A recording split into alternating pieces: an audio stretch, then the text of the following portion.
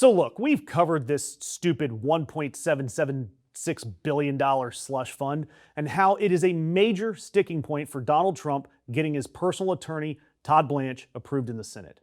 And we've covered how, despite saying that the fund was dead under oath, Todd Blanche will not say so in writing.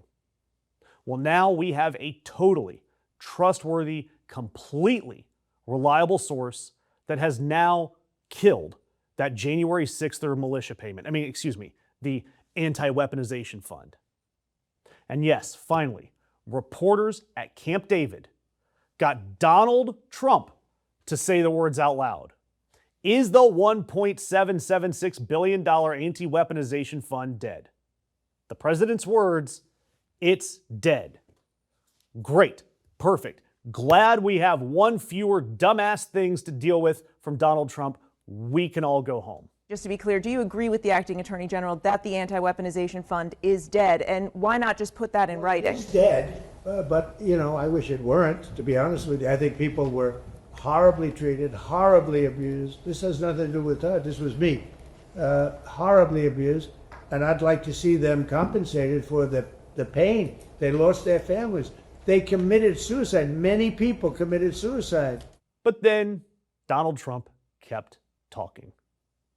It's dead, but I wish it weren't. I'd like to see them compensated.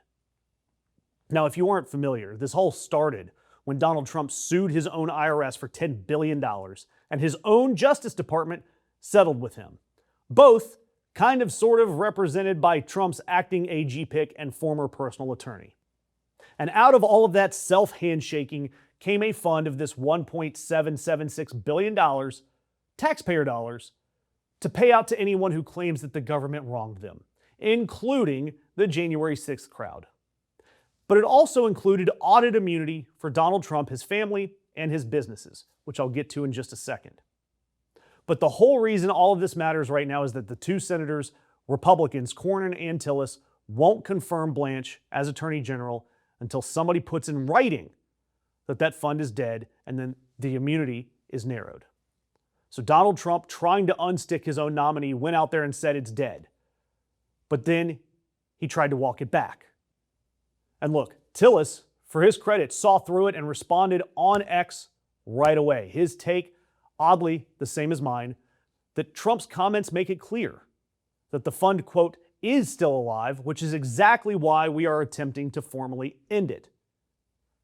So yes, this is all now extremely crystal clear. Thursday, Donald Trump saying that he'd be fine temporarily withdrawing Blanche and waiting 5 more months for those senators to retire.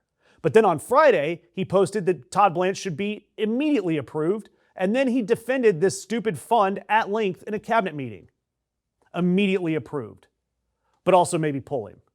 Also, that fund I killed, I miss it. Can I have it back? And look, here's my question to you guys in the comments. If you were granted blanket immunity from the IRS audits, would you even bother paying your taxes? It'd be tempting not to.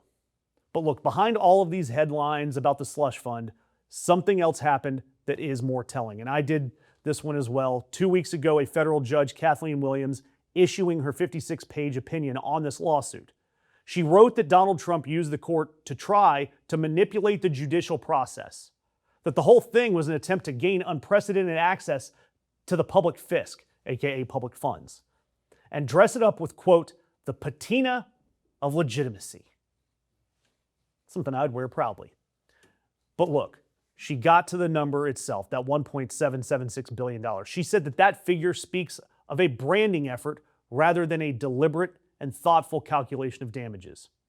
But now, importantly, she also noted that this tax amnesty directly contravenes a federal law that bars presidents from influencing tax audits. She even referred one of Donald Trump's attorneys for disciplinary proceedings. She barred another from appearing in her own district for a year.